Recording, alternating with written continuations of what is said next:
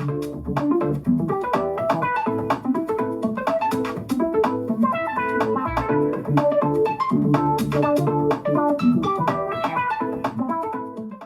good evening, everybody, and we're back again for another edition of Still the Show, P365's podcast. As usual, I'm joined by Jamie Lewis and Gareth Sullivan, our normal presenters and contributors on our vodcast. And tonight, what we're doing is we're going to do a bit of a pre-season preview. The new season's approaching, isn't it, guys? It's not far away now, and stuff's already starting, actually, isn't it? Before we do that, what's caught your eye, guys, since the beginning of 2026? What's caught your eye, Jamie? Personally, playing for Boule Bar, we started some of our rounds. We played some of the earlier rounds, which is quite nice to get out and about and play a little bit, which is nice. We played against Charlie Littleton and his team. He's a Millwall fan. Don't start bringing him up on this. Yeah, but we had a good game, actually, a really good game against them. We finished up, we won 3-2, because obviously it's not the singles at that point. We're just playing triples and doubles. Won 3-2. Played it the Tree and Boule Bar, so that was in undercover in that venue there. Which is really good. I think the other thing that caught my eye was the French nationals, their club championships being played, and obviously Arlanc, they retained their title, didn't they? Yeah. Which is no mean feat in itself. I mean, admittedly, you've got Touche in there and a whole host of very good players. Fazzino, is it Fazzino in that? Yeah, Fazzino. Do you know what, Fazzino? It feels like he's been old for a very long time, but he just doesn't age at the same time. I don't know if that's like a bit of an oxymoron in itself, but he just walks around that pitch, buddy on. He's one of those players who just completely owns a piste. Completely. Yeah. And it doesn't matter who's on a piste with him. You can just tell that he just is indifferent to anyone. You know, he just, as far as he's concerned, he is the best player on that pitch. And he is an exceptional player. But yeah, I watched a few bits and pieces of that over that weekend, because obviously they'd started on the Thursday and they had their knockouts and built all the way to the finals I think they played Saint-Tropez in the actual final. And that was San Lenoble, wasn't it, Jamie? Yes. Back at the massive Boulodrome. Yeah.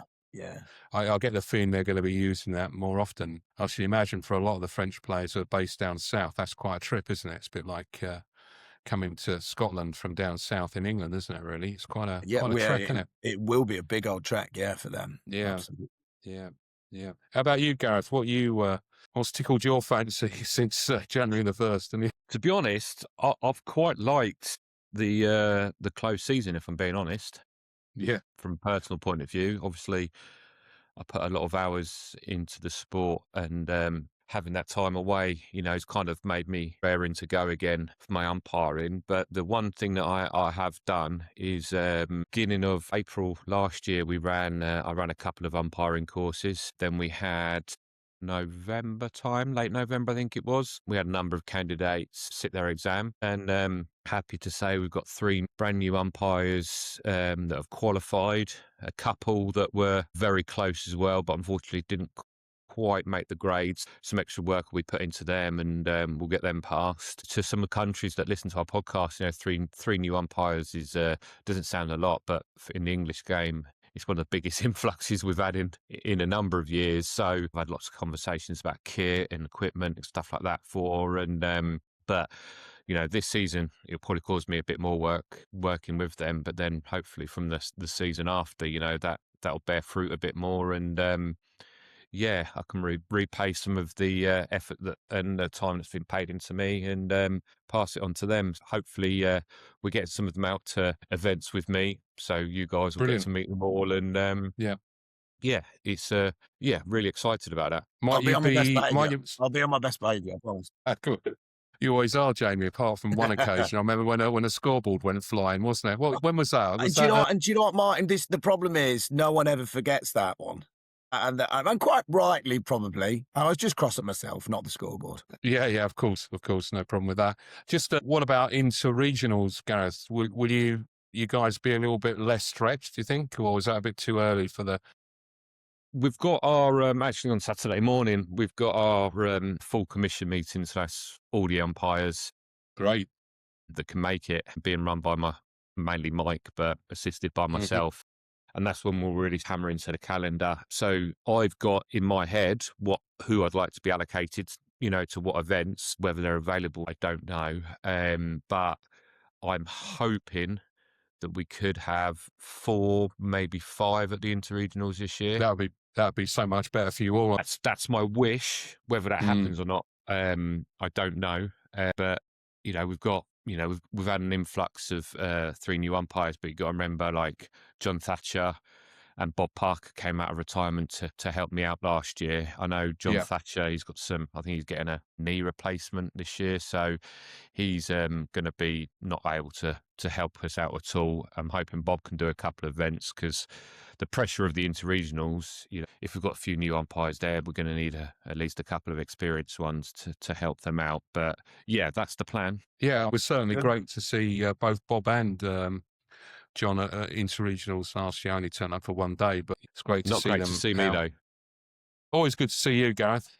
Always good to see you. It's just I wasn't expecting to see them. I always expect to see you because you cover everything, mate. That's the problem, isn't it? That's why you need these extra umpires in, isn't it? At the end of the day. Well, that's really positive news on the umpiring front, and I've been saying this for a long time. It's an integral part of our sport, and it's very important that we recognise that and support, do what we can to support our umpires. And it's great that you've been through that and recruited some more and gone through the necessary training and all the various things that people have to go through to get qualified.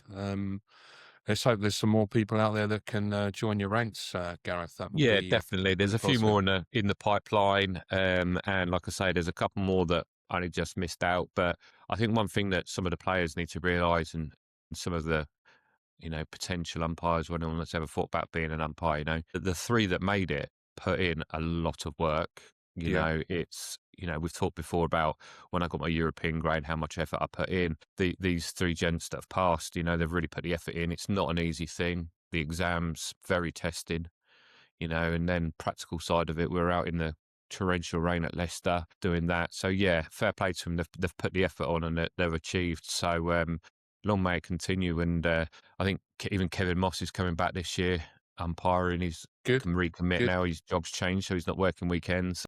Kevin Moss is going to come back out and do some umpiring for us and work his way up the grade. So anyone, doesn't matter if you're club level right up to international level like Mike is, everyone's put a lot of hard work in, and hopefully the players can respect that, and hopefully they have a long career in umpiring. Good. Just before we move on, you said 3 gents. It'd be great to see some ladies actually out. We actually in a black and white shirt. Yeah, we actually had 2 that sat the exam. Both of them, literally some silly mistakes. They could definitely pass next time. And then I ran an umpiring course for the Arena Baton Club up in Mercia. Yeah, Mercia. Yeah, I think so. We had a couple of ladies there that were very interested. We're running a course. If anyone's watching this, I think we're going to be running a course probably last weekend of March. We were due to do another exam later in the year. Yeah, the youngsters would be great, and get some more females umpiring again would be great. Well, everybody, you heard what the umpire said. Get in contact. Get in contact, and I'm sure these courses. I've never been on one of myself. It's not something I've particularly aspired to, being an umpire, but I'd imagine they're very interesting courses, and people get a lot out of them. So let's encourage everybody to get in touch with Gareth. You can do it on the P365 Facebook group if you like. Gareth is there, and you can contact him and see if you want to get some more details about that course. Definitely. Just then, quickly before we get down to the nitty gritty of what we've got in store for the season, I'll just briefly say something about what I've enjoyed since the beginning of the year, and that's going down to the Boule Bar in London. I went down there for the first time. Was it last month? Must have been, or was it this month? Yeah, February the 1st it was. Yeah, it was actually. Yeah, right at the beginning of the month. And I've never been down there before, although it's been going for a while. And I went to the one that's near Liverpool Street, and I thought it was a great experience. It was quite strange because you arrive there just near Liverpool Street Station in London. For those that know where that is in the city, you sort of literally walk around the corner, and then you find yourself what looks like a bar or a sort of coffee bar, and then you go down these stairs, and lo and behold, in in the basement. It's a bit like what they call it, Raiders of the Lost Ark. You know, you suddenly gone down into this cavern, and there's bar and some pitches, and nice and warm, and a good venue. And I think, you know, we should be looking to make more use of that. There are constraints. I think everybody knows what they are. It's a bit tight for space, but let's celebrate the fact that we've actually got somewhere indoors now, which we haven't had, that we can use for competitions. I did some streaming down there. It was a bit tight, a bit cramped, and I was in mortal fear of getting whacked by balls on a lot of occasions, but it was really good. I really enjoyed it. And with a broadband down there, it also helps in terms of the connection and be able to stream as well. So I'm thinking that next winter, maybe we could look at some more events down there that be attractive to people. Have you been down there, Gareth, yet? No? No. I've seen a couple of photos, I think, like from when the Espoirs and things like that. I've been down there. Dean's been down there a few times, and obviously watched your streams. But no, I think the chances of us getting a proper indoor Boulodrome is slim. Never say never, but so anything like that, you know, remember the old days of Whittlesea? Whittlesea wasn't fantastic. You almost needed to wear a mask, didn't you? It was the amount of fumes and God knows what was pumping out of that heating thing in the corner. God, yeah. But it was a fantastic event, and I got very good memories of there. Yeah, I hope to get down to Boule Bar. One question I'd ask you, Martin, is what's the obviously I noticed that the trains are relatively narrow, but what's the ceiling height like? It's good enough for a half lob, Gareth, but trying to do a full on super lob is obviously not recommended. You know, don't do that at home, kids. You know, it's gonna cause a problem. It's not perfect, far from it, but you know, let's celebrate the fact that we've now got something that works. And you know, obviously, you've got to make sure that we're meeting what their expectations in terms of costs of use. They're a commercial operation. You can understand that, but I thought it was really good. And Sundays is not a day where they're particularly busy, so Sundays being a good, you know, traditional day for playing ball, it works quite well. You know, I'm not saying I'm going to be down there in the summer, but you know, it's something which in that November to March window is a good opportunity for us. What do you reckon on it, Jamie? Yeah, yes, as you say, I saw the streams, and I've heard anecdotally people telling me that it's good, it's decent. There are its limitations, obviously, with the height of the inside, and it's a bit cramped. But yeah, the fact that we haven't got anything like that, and we haven't had anything like that since we lost Whittlesea a number of years ago. Yeah, having something that is indoors and the possibility of being indoors and be able to play semi regularly. That's the thing, isn't it? I'm absolutely that type of player. I really don't like playing in very cold weather. Occasionally at Christmas I'll come out and maybe play like a charity kind of melee or something like that. Basically in Leicester we always had this Fair and Feather event, but apart from that, Whittlesea was always great because you could go and play and you could keep yourself going. And I think for a lot of players there is that lull, isn't there, where we, you know, you can get to a certain point that, oh yeah, I'm playing, and then gone. After the interregionals, you know, there isn't anything really apart from we have the champion of champions that we usually after the interregionals. But yeah, so and then having an indoor venue is great. Is really good. Yeah. Well, I would say this as a Londoner, and being on a railway line that's 30 minutes away into Liverpool Street, it's great. But I think one of the problems we had with Whittlesea was you went there by car only. Yeah, there was no really any other option. And although that if people want to play from up north like yourself, Jamie, Midlands or whatever, or even further afield, there is at least the option of train to the venue, or maybe even just driving somewhere, then picking up the train, which probably makes it relatively easy. So all good. Well then, that's just a few thoughts on the early part of 2026. Let's just move on then, because the Petanque England calendar has been issued very recently, fully populated with venues and dates, because we did have an initial draft which then was updated with all the venues. So what I thought we'd do, guys, is just run through and pick up one or two of the key dates. Just before we do that, let's just have a bit of a discussion, because this discussion that goes on every year, that calendar's come out a bit late, isn't it? It should be out earlier, shouldn't it?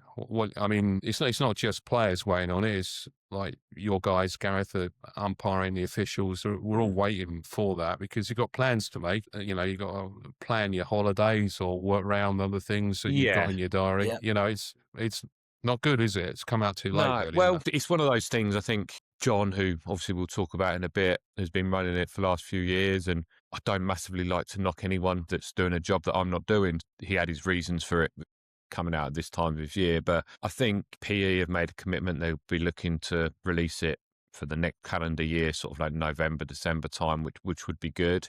I think for me, there's two things. One is getting any time I need to be booked off of work, and also married, and I've got a son, and neither of which are involved in baton. So any time I take away to umpire you guys is time I take away from my family. So it's fitting in those not too many consecutive weekends and not spending too much time and away from my family occasions and things like that. So yeah, I think realistically, I think the calendar should be probably tail end of November would be good for the next year. But credit to where credit's due. We've got a calendar, and I don't know the job, and I don't want to knock anyone that's done the job, but in my opinion, the earlier the better, really, I suppose. Yeah, I think the main constraint often with this calendar is trying to have a little bit of certainty about maybe international events and the timing of those. But I think this But then year, the CEP have had the, this year, 2026 is quite heavy. Apart from the men's, it's quite a heavy CEP year. And CEP have had those dates in their diary for months, a long time. I don't know if I'm right in saying this, but isn't there was a change with the world governing body? They're changing some of their dates, aren't they? And the CEP then are going to fit in. Yeah, they've junior to their juniors was always on an odd year, but they've changed it to an even year. So this will be the last year of the CEP's juniors being on an even year. So I think we'll get another CEP juniors next year to then not run in the same year. But majority of the dates are out, and if you have to tweak it afterwards, you have to tweak it afterwards. Putting something out in November with an asterisk saying this will only change if international competitions clash, then so be it. I'll tell you a good opportunity to share the calendar. It's probably at the PE AGM. It's been rescheduled, so it takes place later in the year. So the accounts aren't long time out of date. And I think November. What do you reckon, Jamie? Does that sound like a good time, November? For me, the organising the calendar obviously is quite tricky. Yeah. To a certain extent, once you've got things into a bit of a routine, you know what you need to have planned in, you know what you need to have there. But as Gareth was saying, I've not had to do that, so I don't know the intricacies more. However, you would hope at the very, very latest it will be coming out in the end of December because it's the calendar. Yeah. I mean, by the nature of the name of it, you want it to be at least before January. And as Gareth says, like many people, and I think a really large proportion of people who do play do like to have, ahead know what they can plan and what they can commit to. I'm likewise, Gareth, I'm exactly the same because my kids play sport, their commitments as well. And a lot of people have got that issue as well. And you want to look ahead to know, right, this weekend, okay, I want to play that event. I want to play that event. I want to play that event. When is it? And I can fit those in, and then I won't play other events so having those is really important. I think, unfortunately, this is anecdotally really, but one or two people I've spoken to have looked at that original calendar, has seen it, and are committed to doing things, and then things have slightly changed, which I know we will definitely come on to. Yeah. So, yeah. I think for me, I'm not sure it's helpful to put out a draft calendar, is it? It's helpful to maybe amongst a very small select group of people that will probably be in the events group or whatever's formed to manage PE's events, or even some of our presidents where you just want to check things out. Yeah, you can see why that conversation would take place, but putting out a draft, particularly when there's gaps in it. I mean, I can see why you do it if you've got the dates, because you're saying to people, look, here's the dates. We're just trying to finish off a few things. But the danger is, and this has happened, isn't it, that something gets changed that's beyond people's control. And then everybody's made an assumption that those original dates were right, so that's a slight problem. Anyway, let's move on. Just looking at this sort of first part of the calendar, one of the things that struck me immediately was there's some dates put in both for our young players and also for our, what I always call our under 23s, although that's not the strictly correct description of the Espoirs.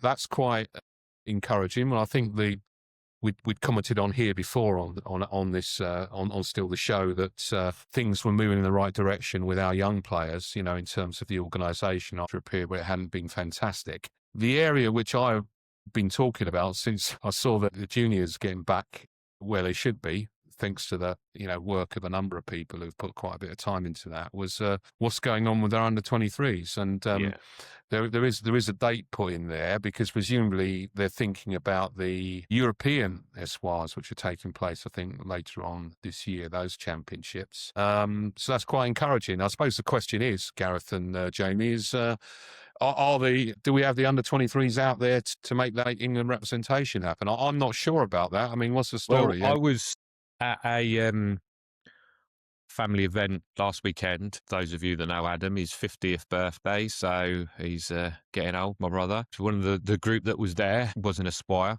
and I know he's been approached with a view to there being an Espoir team, and through reading between the lines, I believe that they could be looking at going to the Espoirs in October in Athens. Great. So my hat's off to PE, because I think for me, Espoirs is such an important group. It's a big step to get through to the adults teams and break into adults teams. So I think Espoirs is a really, really important area. But yeah, hopefully it's good to sit on a diary, and hopefully we can get one, if not two teams out to the Espoirs, because I think Espoirs is gender split as well, isn't it? It is. What do you reckon, Jamie, on this category of players? Yeah, I think over the last few years, I don't know if there's necessarily been a drop in numbers of actual players. It's one of those age groups, isn't it, where it's tricky. Yeah. Because you've got people are going off to education and travelling a little bit. And so, yeah, I think it is important. I think it is important. I'm trying to encourage as many players that, as you say, the under-23s to keep playing and to have that goal to keep playing is important, I think. Don't know what you guys think, but the effort that Claire's put into the juniors, and she's really resurrected the juniors with help from other people like Johnny. But I think not only will that bear fruits for the juniors, but hopefully that bears them fruit into the Espoirs as well. If we're investing more into the juniors, that's a natural progression for them. And when we think we had an Espoir at the Ladies World Championships last year, we had an Espoir at the double, singles and mix last year, the same person, but an Espoir all the same. So, and we've got some good Espoirs out there. So hopefully, the effort that Claire's putting in bears fruit, not only for the juniors, but also for the Espoirs. I'm a great fan, guys, of the transition from junior to Espoir to senior. I'm a big fan of that, because when I look back over the last 10 years or so, I can see some of the very best senior players we've got now have come through that process. They started off in the youth, and then they played the Espoirs. And let's not forget, we've medalled at Espoir level. We've won shooting medals. I remember that famous occasion when we were in Spain where our female Espoirs won that bronze medal, which I think was one of the first medals that we'd got at any level, at European level, for a very long time. And then, you look at the players that are involved in that, they're still around now, playing at a very high level. Wasn't Sammy's gold? That was Espoirs, wasn't it? It was a gold medal for the shooting. Yeah, it was that famous occasion when we were in the Normandy, and I got maybe a little bit too excited when that happened, invaded the pitch, actually. So that's one of the truly memorable times that I've had when I've been following our teams overseas. So that is good, isn't it, guys? That is really good. Now let's move on to the next thing, which struck me, and of course it relates to the qualification for our international representation at senior level this year. Now, what we've got, haven't we? We've got singles, doubles, and mixed at European level. It's going to be early, because it is early, isn't it, Gareth? The actual tournament. Yeah, it is. 18th to the 21st of June. Yeah, so they're going to be asking for us really fairly soon, and April's only going to be what, two months or so, those dates you just mentioned, Gareth, for that happens. So it is quite early. What it is with that, of course, is just remind ourselves, is the actual championship is singles, doubles and mixed doubles, and the way that PE now finds our representatives for that is it just has two gender split doubles competitions, and whoever then prevails in those two separate competitions, there's then a discussion between the coaches about who's going to play singles, who's going to play the mix, because they are at the same time. That's the way it works in that competition. But one thing that struck me about this, and without getting too bogged down in the process, is it's at Boredom now. I think we're looking at brand new facility there, if I'm not much mistaken. Okay, so That's going to be interesting, isn't it? We've got a board member, haven't we? Is it Mike Head, who's I think he's the chairman of Borden. He's now on the PE board. And then we've got this double weekend up at Leicester, which is a familiar venue for these sorts of competitions, where we're looking, in the case of the women, it'll be the European Women's Triples Championship.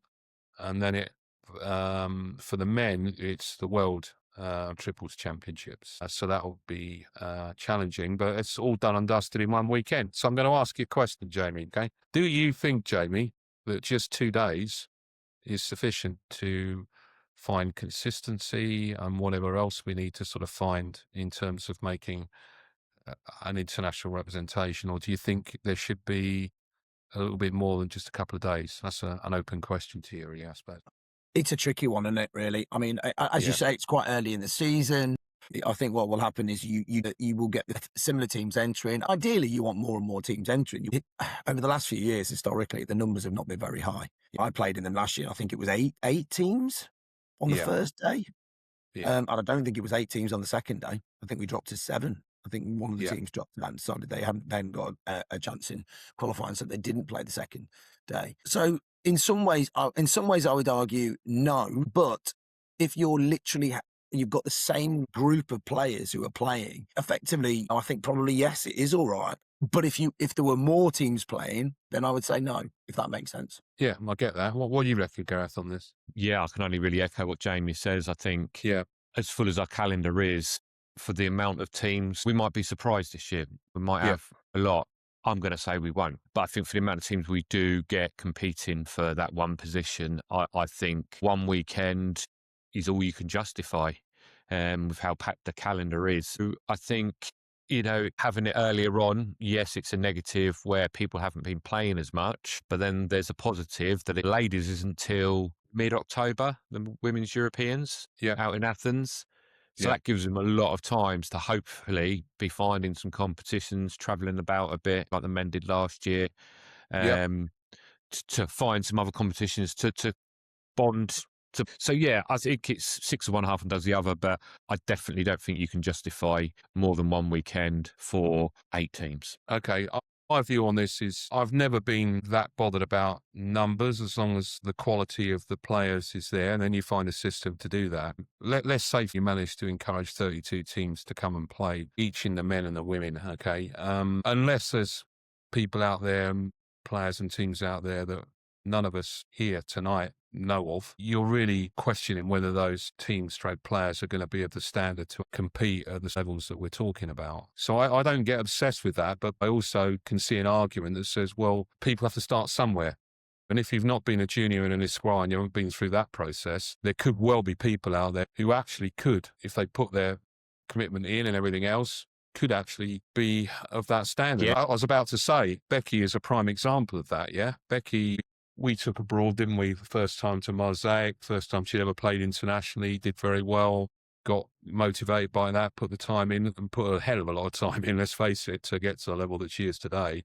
But without that, I suppose the question is it necessarily these qualifiers that would actually reveal these people or find these people? I don't know. No, I think newbies, I'd be looking more towards, I know we're going to talk about it in a minute, but things like the title weekends. I think the title weekends has more of a FA Cup feel, shall we say, when anyone can win it. It's, I remember years ago, some ladies celebrating, and I said, oh, what's happened? And 2 older ladies, and she said, oh, last year we got fannied by Sarah and Emma Longstaff, and this year we only lost to 7. And that was their goal. And they were really, and they weren't even being sarky. They were really happy because they said, we've been putting effort in. We really feel we improved.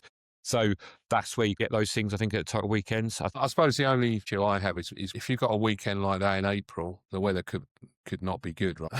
And that can affect. If you've got a weekend like that in the middle of August in England, it could be shocking as well. I thought you were going to say something else to me there. So I can tell you right now, it could be anything. You could get anything. Yeah. There's that. But there's also, I always had this issue. I've said it many times myself. I worry about the idea that, if I want to play for Chiltern at the interregionals, I've got to go through a much longer, probably 3 or 4 weekend process. I've got to play everybody. That always brings out the consistent teams, that process. It always does. It always reveals the best. the process is, arguably more robust if you want to play for Chiltern or even Kent, where they've got those But processes. the reason Chiltern's is played over 3, maybe 4 weekends. I can remember qualifying for Chiltern when even over 4 weekends you couldn't play everyone. There was that many teams. Back in like early 2000s. The reason that is Chiltern's format is because that's how many teams they get. If you're getting 8 or 9 men and 5 or 6 women's teams, what are you going to do? Play each other 5 times? I know it's over a short burst, but European Championships are a short burst as well. Yeah. So I know what you're saying, and I know it'd be great, but I just don't think it justifies it, like Jamie says, with the amount of teams we get to be playing over more than one weekend. These are all good and fair points, guys. Yeah, for sure. Just quickly going on, we've got the usual Worthing weekend, which is run by our Southern Counties region, which is always a brilliant weekend. Always enjoy going down to that. National Junior Triples. We had that. Did we have that last year, Gareth? National Junior Triples? Yeah, I believe so. I think Dave Mason umpired that. We tend to all be invited as umpires down to most of the junior events. So, yeah, we had that last year, I'm sure. Well, that's good. That's going to be at Whitnash, where we've got like a real good cohort of young players being brought into that club. So hopefully that could be a really good competition as people descend on Whitnash near Edmondson Spa for that. Right, well, the next thing is really the national titles weekend, which is always a big one. And we were waiting, weren't we, to find out where that was going to take place. PE decided not to run with Isle of Wight. I think would have been for the 3rd year, if I'm not much mistaken. Yeah. And out of the blue, we find out that it's in Lordswood in Kent, which is not just outside Chatham, isn't it? So the debate is, guys, is Lordswood big enough to hold this competition? Before we get on to that, I just want to say a little thing about the Isle of Wight, the club out there. They had it for a couple of years. P had made a decision for whatever reason, whether it's cost or whatever, I don't know. But I don't think we should take anything away from the Isle of Wight. They were fantastic hosts, fantastic club, fantastic facilities, and really, really, really good people. Hopefully they come over to the mainland a bit this year, because it's a group of people I really enjoy spending time with. And fair play to Isle of Wight. But yeah, I'm disappointed it's not going to be there. But let's move on. Obviously it's not going to be there. So let's talk about Lordswood. Yeah. So my understanding is there's 24 pitches there. I played there myself in the, what was it? Vets Champion of Champions. Vets Champion of Champions. Had a great time, by the way. That is a really good club. That clubhouse is really nice. It's 5-star in there. I tell you, it's really great place to chill out. And the pitches are fine. Nothing wrong with the pitches. Maybe a bit flat, not so challenging. I'll be honest, guys. I was scooting a bit. Yeah, I was going to say. It's scoot country. If it Lords was how it used to be, because I haven't been to Lordswood for quite a few years. But if it is, because they used to hold they did hold national events. They had national qualifiers and stuff. I remember, I remember playing with my brother and had ball in national qualifiers there, and playing against Sofian, the Chani, and we scooted them to death, honestly, and so you can imagine what Sofian felt about it. Yeah, and I remember eating it, and he was absolutely not the fact that he lost. It was the fact that we didn't go ball to ball. We didn't go ball to ball. We went ball to ball for the first couple of ends, and then we went, oh, let's just scoot and just scoot. So I mean, it is a great venue. Yeah, I mean, it is a place where the dark arts can be used. That's for sure. It's it's the same for everybody. I'm not so bothered about that personally, about what way people play the pitches. I remember when we were in Exeter and we had those extra pitches on the car park. They were a sandpit, weren't they? I was deploying the dark arts there. I remember playing Roland and Scott and beating them, because it was like my playground at the time, and I was dropping probably 4 feet short and carrying, because the sand allowed you to do that. But that's just the way it is. People have got to adapt to that, and that's not really a problem. What is more of a problem is if you look back historically over entries, particularly say for about 2016 onwards. I look at the numbers the other day because I did a report for the PE board a number of years ago, and I've got a record of those. And it wasn't unusual to get 90 sort of singles entries or 75 doubles entries. Now, I'm not saying that's going to happen this year, but with 24 pitches, it does raise a few questions about whether that's big enough. Again, we're talking in the dark because there could be some arrangements being made to extend that. A bit like what happened at Exeter, where they went onto the car park. There is a car park there, actually, really nearby, which could be used. But it feels to me a little bit small, Gareth. What do you think? I don't know, if I'm honest. Yeah. Gut feeling is yes, it's too small. Just when you were talking then, I just pulled up 2023, which was the last non-Isle of Wight tournament. Yeah. Men's doubles, 39 teams, women's doubles, 18 teams. The triples, not so much of an issue, but singles, men's singles, 51 teams, women's singles, 24 teams. Yeah. So that's, at least 50, 60% overall if Lordswood have only got the 4 terrains. It's an interesting one. Lordswood is an underused location. Yeah. I think by PE. I'm not knocking them. And in theory, every PE competition is limited. Might be limited to terrains, which we're never going to use, but it's still limited. I fear that PE are going to have to turn people away. Yeah. Always seen a titles weekend as a bit of an FA Cup sort of thing, where you've got Eastern Whites, your Sarah Huntleys and people like that. You're going right down to people in Kent, bringing a lot of, I've never done anything like this. Oh, it's down in Kent now. Let's have a look. Yeah. And I like that about the event. It's one of my favourite things about the event, that there's such a range of experience there. But my question would be is if you're got to limit it to 48 teams, how do you divide that up? You've got men's and a women's, and how would you divide that? The obvious thing, if you were having to do that, Gareth, is you'd look at the current PE membership and you'd look at the proportion of women against men, which I think is roughly I don't know whether it's isn't it? changed. Yeah, I don't know whether it's changed recently, but when I used to analyse it, when I was on the PE board, it was always a third, 2/3, right? And so on that basis, so if you say that for the ladies, that means at the national titles, maximum of 16 teams, which is not a lot, really. And I just fear it could be really well attended, because I think it's a great location. Obviously, it's in Kent, our biggest region, second biggest region. Still biggest, I think. You're not that far from Southern, transport-wise, another one of our biggest regions. And you're only a couple of hours maximum from Chiltern, where I live. And I live nearer East Midlands region than Chiltern, really. So it's a good location. And I think people that haven't been there for the last couple of years, because of it being in Isle of Wight for costings, it could be a really popular event. Hotels have already looked relatively cheap. This is the first time in a long time it's not been a touristy area, has it? It's not been near the coast. It's not.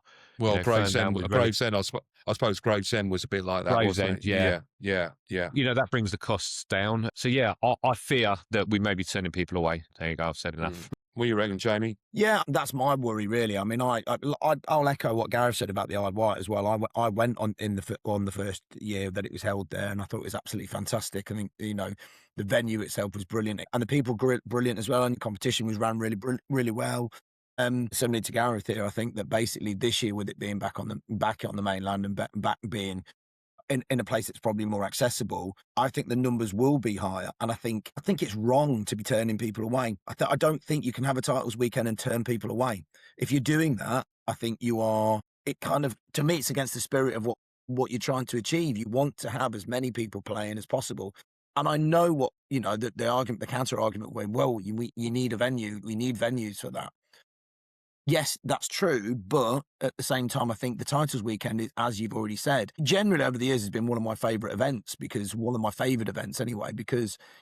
is that you have got that opportunity to go and play for 2 or 3 days. You see a lot of people that if it's open, if it is going to be curtailed by the fact that there's only 24 piece there, I'll say it, I think it's the wrong venue. I think it's the wrong place to be holding it. Now, the PE might not have very many, options. They might turn around and say, well, this is literally the only place that we could get it. This is the only venue that's putting itself forward. And I understand all those counter arguments as well. But I think for the titles weekend, do not want to be turning people away. Because if you're turning people away, I think it's bad for the sport. I think it's bad for our game. If you're turning people away, you are actively discouraging people from playing. Suppose you're limiting coffers as well, aren't you? You're turning people away. You're turning away a lot of entrance fees as well. That's a very good point as well. What I'm worried about is it's like an Oasis ticket situation where everybody knows. People are going to be reselling. Yeah, it's a possibility. I've got this doubles place down at Lordswood. It's open to you. It's only going to be 60 quid. Martin, God bless you for thinking that the entries into the Tartars weekend will change hands like Oasis tickets. I'm joking. If only our game was that popular. I'm joking, of course, but I mean, I think the problem is that it's already out there, and we've already seen it on social media that people know that this potentially is going to be restricted. So, as far as I'm aware, Gareth, Jamie, I don't think that the entries have opened yet on the Sport 80 system. But you know what's going to happen. You know what's going to happen. As soon as the word's out that that's open, everybody's going to think, right, I better get my entry in. It's a good thing in many respects because it's forcing people to get in there early. But the danger is that those spots are going to go. I'm also, like you, worried about the male-female split because, if it is going to be restricted, they're going to have to take a view on that before they start taking the entries. Anyway, hopefully we're wrong. Hopefully we're wrong. I suppose it's a nice problem to have if we have it. I wouldn't want to see anyone being turned away, but I'd also like to see a full venue. Yeah. I hope we're not turning away a silly amount of people. I don't think there's a particular way of extending it for temporary trains. Yeah. I may be wrong. It's been quite a few years since I've been there. But also, there's no way of fitting in rounds for extra teams. Whatever you've got train-wise, you have twice as many teams, and that's it. We'll see. I have to say I have, as a PE member, been personally in touch with the board to just express a little bit of anxiety without saying, what are you doing? It's not about beating up the board over this. It's just trying to sort of flesh out the issues that might arise by going to a venue which is maybe a little bit constrained. And to my knowledge, we've never ever turned anybody away from national titles. We've always been able to accommodate people because we've had venues which are quite frankly big enough. I think the reality of the problem that we've got is that we just don't have the large venues with the facilities, do we? I think that's the big thing, Ferndown, you could probably have 200, 300 terrains there, couldn't you? But then the other facilities weren't up to scratch. But the chances of getting a venue that size, Gravesend was probably the closest, but I believe, maybe next year they're looking at maybe losing their covered area, or the covered area being relocated. Like, how many trains are at Nottingham? Yeah, I think 48, I think, but there's not an awful lot. There's not an awful lot going on around there, though, is it? No, and Nottingham, I'm not backwards in coming forwards. Nottingham's not my favourite. Lovely people, but I just don't like the club, as in the terrains, the location, and stuff the like toilets, that, the facilities. So where do you hold it? I don't know, but all power to Lordswood. We're not knocking you at all for holding this, and from what I've heard, they're very excited about having competitions there again. So why wouldn't they be? Yeah. I hope it's a good. Well, it will be a good event, but I hope not too many people are missing out on that. Okay, moving on. The only other thing that caught my eye really is the usual Home Nations qualifier. That was a really good competition last year, wasn't it? I mean, I would say that because the qualifier just about snuck in on BHN in position A, but it was a great competition. That was really tense, wasn't it? You didn't know what was going on. There was a lot of great battles on the pitch there, actually, and it's one of my favourites to umpire, the Home Nations, because you are seeing those teams that probably the chances of getting international representation at a Worlds or something like that is zero. That pride of I've qualified to represent my country for 8 teams, I think is fantastic. Yeah. And of course, the other attraction about it, which I think is quite a big attraction, actually, is of course the Home Nations itself is in Scotland, which in my experience is always a brilliant place to go for Home Nations. The hospitality of the SPA is, fantastic, always well organised, always good fun. I mean, it's a long trip, but they come down to us, so it's our turn to go to them.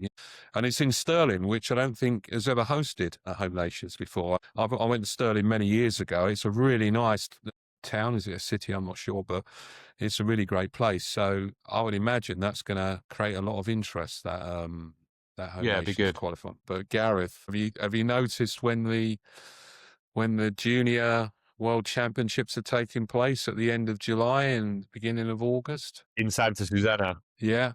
Now talk me through how hot it was down there when we were there when was it, in June, wasn't it?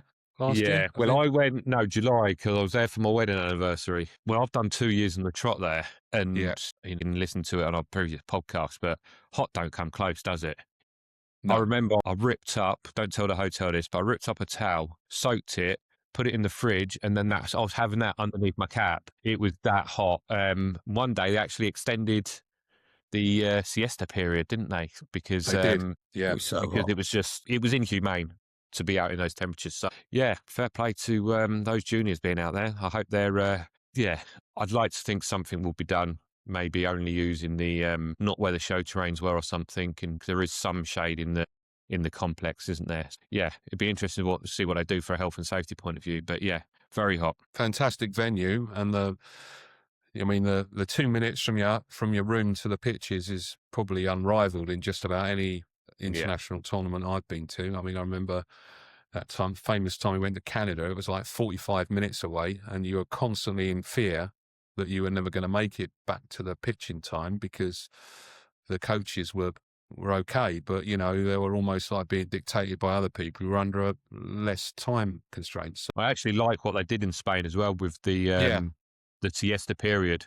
Yeah. To miss out a hard day. But I've rented those, when you go to these internationals, Martin and Jamie, and you have those really long drawn out periods in between games. It's like, what do you do with yourself and stuff like that? Having this designated downtime meant you didn't get those periods elsewhere. And also it was a long enough designated downtime where you could go and have a swim and have a kip, go and have a bite to eat. So yeah, I really like that in Santa Susana.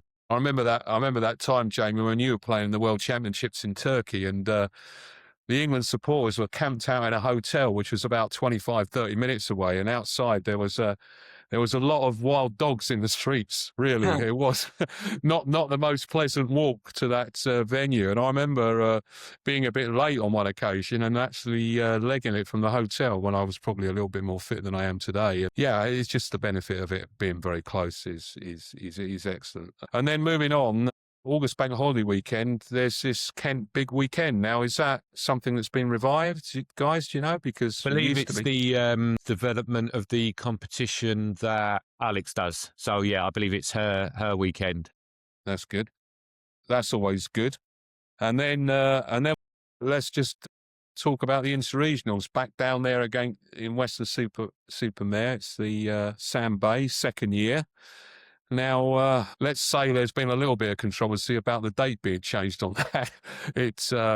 That was one of the things we talked about earlier, where the calendar was issued in draft, and then when the new one was issued, it got brought forward a week. I don't think it's useful for us to go into the reasons why that happened, but clearly it was something that was beyond PE's control. Yeah, and I think that's the important things for people to realise that it wasn't through choice; it was through necessity. Yeah, well, I'm just hoping that that's not going to affect anybody too much, and that people can arrange things, because I'm sure it's going to be even better this year. It usually is in the second year, my experience. Once you had the first venue, you got over the teething problems, and that's still something which I'm sure a lot of people are very much looking forward to. The advantage, by the way, just moving on from that, with that date change, is that, of course, the Men's World Triples Championship, which is currently scheduled for Malaysia, there's now a week between that and the interregionals. Now, I know it only affects very few people, but it's still probably worked out better for a few people. Will be representing England and also then going to the interregional, or being there on that delegation as well as being a player. So that's a good thing. Just on that, the juniors and the men's were supposed to be taking place, and the juniors have obviously now got switched to Spain because the Malaysian Federation said that there were some funding issues around doing that. I won't reveal my source, but I understand that things are looking good for that Men's World Triples Championships in Malaysia, and in fact they are getting around the issues that they've faced to still be able to hold that. So that's a big thing for Malaysia, having never hosted such a high-level championship before. Great for them. Yeah, and what I can see from the venue, it looks brilliant. So hopefully that will continue. Although PE is going to be dipping into its coffers a bit on that one, because that isn't a cheap trip, is it? Even though the players themselves make a contribution to that. And then there's the usual problem with the flight and the acclimatization. But I still think that is going to be a brilliant championship. And then what else have we got left after that? Well, of course, we've got what will also be, I'm sure, a brilliant couple of weeks, actually, because it will be over 2 weeks, is in Athens, which I think, if I'm not much mistaken, gentlemen, is another place that has never really, to my knowledge, did a major international tournament before. Not that I can remember. Yeah, not that I can remember. Yeah. I think it'd be great. I think it'd be a fantastic place to hold it, and a country that's not one of the powerhouses, should we say. I like these countries holding events to popularise the sport in their countries, and I think it'd be cracking down in Athens. And what we said earlier on about the preps for that, about the days that are being organised to find our representation, both our youth and our under-23s. What's the chances of a full contingent? 2 junior teams, 2 Espoir teams. What do you reckon? I'm quietly confident. Yeah, I hope so as well. Yeah, I hope so. We've got the juniors do the tournament, and it's just unlike the Worlds, where it's that sort of mixed format. It's just a triples championship. I think we could be definitely 2 juniors and then minimum of 1 boy team, but I think we could probably send 2 out to that. And that's a big old delegation going out there together. Yeah, I remember when back in the day when we had the men's Europeans and the Espoirs there at the same time, and that did make for a great delegation, actually. You think that's a minimum? That's 21 people in that delegation. Yeah. I remember actually drove the minibus, and it scared everybody, as I always do when I'm driving, because too many stories about me causing grief to people in minibuses. What a great event! Go to beautiful city, 21 people supporting you. If anyone from PE does watch our podcast, I hope they do. I'd really, really encourage them to try and get a full representation out there. Yeah, Good. absolutely. And then, of course, it all ends, doesn't it, our year with the Euro Cup final, again, going to be in the cathedral over there in San Lenoble, which we've already got the dates, I think, in the calendar as well for that qualification. Who do you fancy winning that this year, Jamie? You got any thoughts? What, as in the English club? Yeah, Euro Cup, who's going to be our champion club this year? Come on. What do you reckon? It'll be interesting to see. I don't know how true some of the rumours are, some of the moving around that has happened, and we won't get started on the whole play for the region that you live in. We're going around in circles on that one. But I would imagine, it'd be nice to see. I think it will be, the usual suspects in there battling it out. Hopefully with Bulldog we can win it. Try and get ourselves and win it again. Certainly Meadow are the team to beat, as they are the holders of the last couple of years. I think there's been a few transfers down to Southern, if I'm not much mistaken, to the River Handball. That is what I've heard. Yeah. None that really matter, though, from what I hear, Martin. Wow, Gareth, I think that might create 1 or 2 little comments from somebody. But let's face it, it's going to be another, I'm sure, keenly fought battle to get that, because that is a fantastic tournament. Unfortunately, I couldn't get there this year. Tim did a brilliant job, didn't he? Tim Edwins in Bristol. Yeah, absolutely did. And in for an event where we get at least 2, if not 3 streamers out there, Martin. The way the format is, we could simultaneously be streaming more than 1 match. That's a good thought. That's a very good thought, Gareth. That's something we can certainly talk about. Anyway, I think we've covered that calendar pretty well, guys.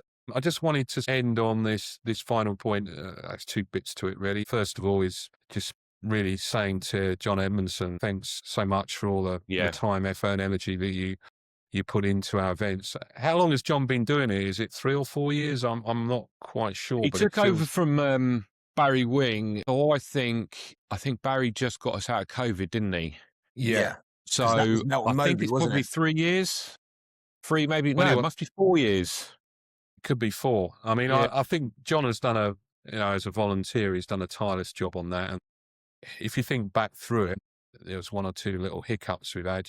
It wasn't great that first year at Pakefield, but it's hardly John's fault. It was all to do with going to a brand new venue and our expectations. And at the time, Pontins didn't meet those expectations. But the following year, that was all sorted out, and that must have been down to a lot of hard work from John as well. Yeah. I mean, I just say to John, on behalf of everybody, us and everybody that's, had a great experience on a pitch because John's organised something. Thanks very much for all the work that you put in, mate, and enjoy your retirement, and no doubt be playing in some of the tournaments that you used to organise. Yeah, absolutely. Thanks, John. But let's just move on to a debate that then flows from that, because when someone, a much valued volunteer who's done a great job over a long period of time, moves on, you've got two issues. Number one is finding a successor. That's tough.